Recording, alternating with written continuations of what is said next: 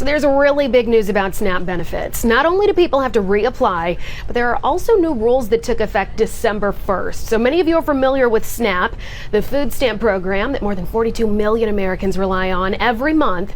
Well, the USDA says it's overhauling the system to cut waste, fraud, and abuse.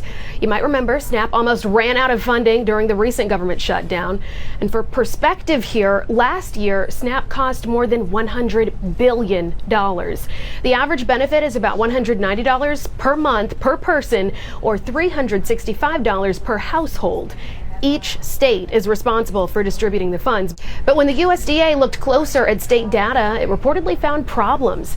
They supposedly found 186,000 people listed as deceased still getting benefits. And there's more here. There were 365,000 duplicate enrollments. So now the agency is requiring everyone to reapply. The age range for work requirements jumped from 54 to 64, which means more people have to work, train, or volunteer at least 80 hours a month to keep benefits. The Congressional Budget Office says this could cut SNAP rolls by about 2.4 million people over the next decade. So here's some quick history for you. SNAP started during the Great Depression as the food stamp program. It went digital with the EBT cards in the 80s and got its current name back in 2008.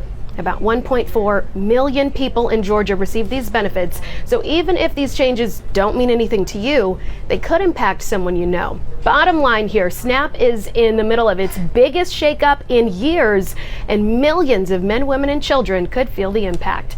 For more information, head to fox5atlanta.com.